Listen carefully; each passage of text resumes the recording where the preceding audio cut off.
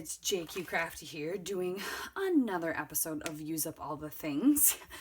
So I'm still working my way through my creative cut files, and that's kind of what I'm going to keep doing until they are gone. So sorry if you wanted the theme to change at all. It's not going to for a while. But I was just pairing up the last 3 cut files I had from September, and correction for last week, that was a September cut file. I think I said October. It's a September cut file. So I'm just trying to pair up for the last 3 cut files I have. So I have these scraps right here, and I have this awesome kind of science atom type cut file, and I have these cute photos of my son and my husband doing like a science kit together. It's actually like a dinosaur dig, but it's science. It counts. And I really like this for background and maybe doing some mixed media. And this was an old scrap room kit that also came with stamps. So I have a little bit of everything in here. This was a Simple Stories DIY. And some really good stamps that are in here as well. And then also have all these stickers that came. So this all came in the kit. So I have this kit I could use up more of. And I got to get these stamps out of here and put them in my stamp storage. So I was thinking about doing this. And these colors kind of all go with these as well. So I was going to use those possibly. We will see a scrap. So that was an option. I wasn't sure which one I wanted to work on. And I also have this awesome photo of my son, and my favorite thing is actually to have hot chocolate. We love hot chocolate. So for a gift for him and I for Christmas, I bought us a set that was 2 coffee mugs, and then it was a bunch of different flavors of hot cocoa. So here is a picture of him enjoying some of it with the cat, of course, snuggling after being outside and taking a bath and warming up.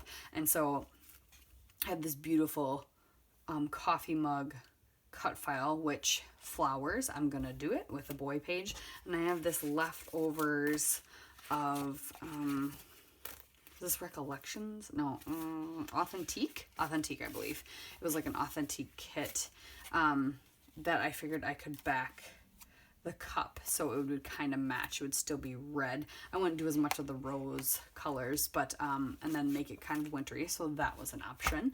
And then I also have this book cut file yet, and some pictures of my son doing some schooling during quarantine, during all this e-learning going on for COVID. So that was also an option.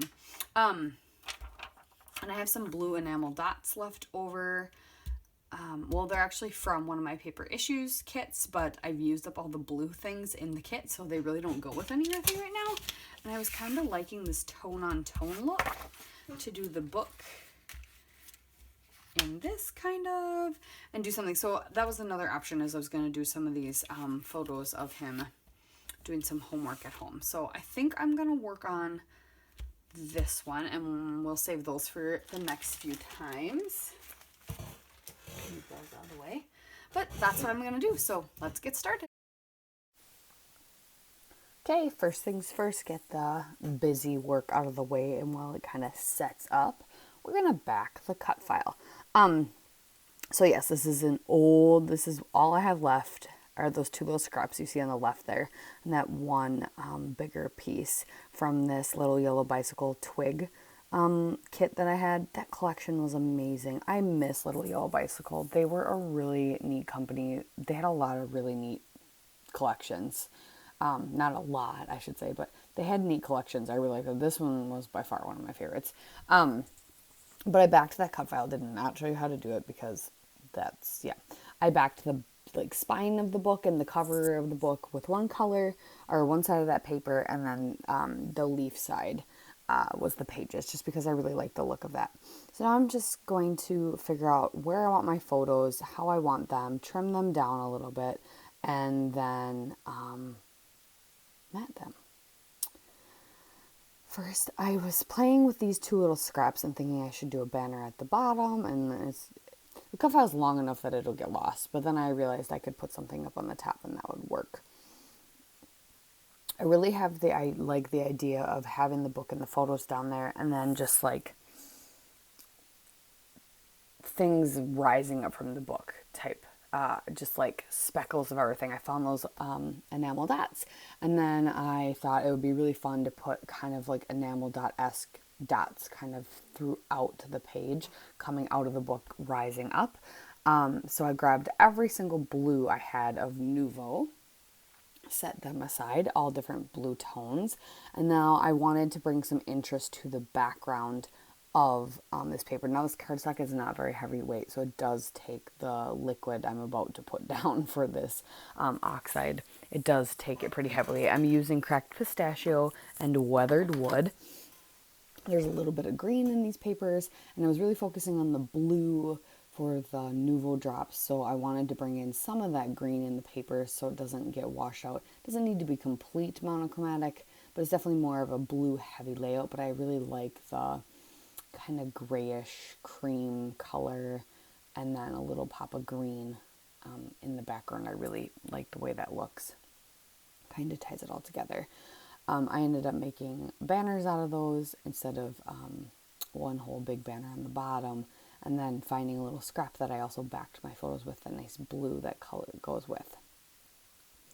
So put my photos down after that mixed media, and I just did some blotches on my media mat and then spritzed it and kind of swirled them together so they kind of mix, and then I did some swiping of just the weathered wood on the media mat, and then did imprinting by pressing it down to get kind of that swishing. And then after I add the title and embellishments, the harsh line at the top kind of goes away, which is really nice. I also brought in, I wanted just kind of a pop of darker blue around the border, and I had this Creative Memories paper from, I think it was last year's or 2018's collections. I really liked, and I thought I brought some of the darker blues in and kind of tied everything in since I have the dark blue enamel dots. But the whole theme of this is Happy to Homeschool is what I decided to title it. And I went through all my titles and my stickers, and I had just kind of a mishmash. And it's basically all about how we were doing all the homeschooling part ourselves, and I was working, my husband's working. Half the week he was at his grandma's, so we were only having a few days. We were making him do homework on the weekends. It was not, we were getting it done, but nobody was happy. Nobody was happy. And I finally said something to my mother-in-law, and she goes, oh my gosh, I could have been doing she was like, I could have been doing some of his homework with him this whole time. She goes, I used to want to be a teacher. I would love to homeschool. And he honestly kept up with the essentials.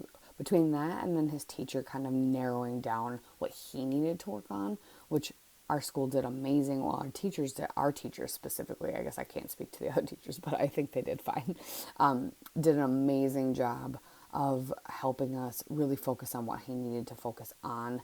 And I'm so thankful for it. So that's basically what this is all about, is just that my mother-in-law and I end up journaling kind of just around the edge. And it's kind of hidden, kind of not, and it kind of blends in so it doesn't stand out. But just how my mother-in-law really, really helped us out, and she was so happy to homeschool. She was like, oh, I didn't want to put that burden on her, but she was like, I'll be happy to do it. It'll be so much fun. So, and he actually was more compliant with her telling him than us, of course, right? I also went through, I have this tray of all random ephemera and embellishments that from previous kits or other collections that I've used up everything else. And so when I take them out of their collection drawer, they kind of just get dispersed here. So I looked through them, and then I also looked through, I have these two doggy bags for paper issues that just come with just random embellishments and a lot of pocket cards that are created, and small samples of, basically it's like small samples of cardstock. She cuts them down and you get these bags. And I found a few little pieces of embellishment that I could add to this page. But now then you saw me putting all the enamel dots, those dark blue enamel dots, use them all. And now I'm just going to use some of my Nuvo. I'm trying to, along with trying to use up some of my stash items, I'm trying to use the supplies I have too that are getting neglected essentially. Or not necessarily neglected, but that I don't use as often as I should. So these are the layouts that I really focus on. Okay, what mixed media or what item do I want to work on now? So I use some of my Oxides and some of my Nuvo. I really love the look this gave it. It was kind of what I had in mind, and I really like it. So I hope you guys enjoyed.